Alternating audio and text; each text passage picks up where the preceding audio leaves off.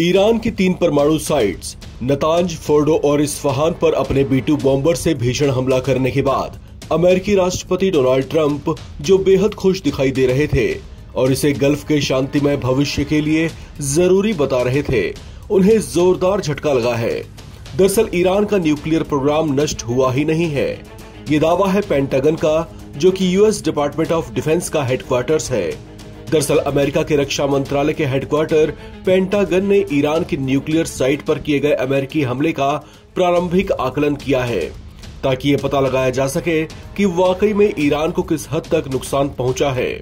जिसके बाद ये पता चला कि अमेरिकी हमलों ने ईरान के परमाणु कार्यक्रम को पूरी तरह से तबाह नहीं किया, बल्कि कुछ नुकसान की वजह से उसे कुछ महीने पीछे कर दिया है। इसका सीधा सा मतलब यह है कि ईरान जिस गति से अपने न्यूक्लियर प्रोग्राम पर आगे बढ़ रहा था, उसे बस थोड़ा सा ब्रेक लगा है, जिसे वो कुछ देरी के साथ फिर से शुरू कर सकता है। यानी कहा जाए तो ईरान के खिलाफ चलाया गया अमेरिका का ऑपरेशन मिडनाइट हैमर पूरी तरह से सफल नहीं हो पाया। लेकिन इस तरह का आकलन करने वाली पेंटागन की रिपोर्ट को लेकर अब अमेरिकी एजेंसियों और राष्ट्रपति डोनाल्ड ट्रंप में ही ठन गई है, क्योंकि ट्रंप प्रशासन ये दावे कर रहा है कि उन्होंने ईरान की परमाणु एनरिचमेंट फैसिलिटी को पूरी तरह से तबाह और बर्बाद कर दिया, जबकि पेंटागन का कहना है कि ईरान का न्यूक्लियर प्रोग्राम और उसके यूरेनियम के भंडार नष्ट नहीं हुए हैं। इस पर व्हाइट हाउस की ओर से जारी बयान में कहा गया कि पेंटागन की शुरुआती आकलन पूरी तरह से गलत है और एक तरह से प्रेसिडेंट ट्रंप को नीचा और झूठा साबित करने की एक कोशिश है।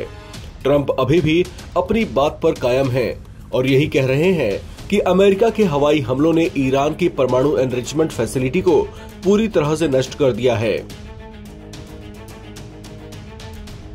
इसमें सबसे चौंकाने वाली बात यह है कि जो अमेरिका अपने ऑपरेशन मिडनाइट हैमर की सफलता पर बेहद खुश था, अब उसी अमेरिका की खुफिया एजेंसियां इस बात के हिंट्स दे रही हैं कि ईरान के जिन 3 न्यूक्लियर साइट पर हमले किए गए थे, दरअसल वहां पर उसका ऐसा कोई न्यूक्लियर प्रोग्राम चल ही नहीं रहा था।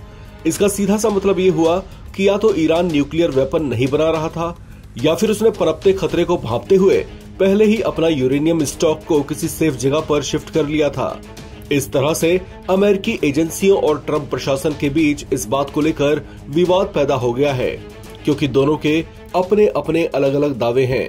इस पर स्पष्टीकरण के लिए राष्ट्रपति ट्रंप ने यूएस पार्लियामेंट के अध्यक्ष माइक जॉनसन को एक पत्र लिखकर आधिकारिक तौर से दावा किया, जिसमें उन्होंने लिखा कि अमेरिका की सेना ने ईरान में 3 परमाणु सुविधाओं पर सटीक हमले किए, जिसका इस्तेमाल इस्लामिक रिपब्लिक ईरान की सरकार अपने परमाणु हथियार विकास कार्यक्रम के लिए कर रही थी।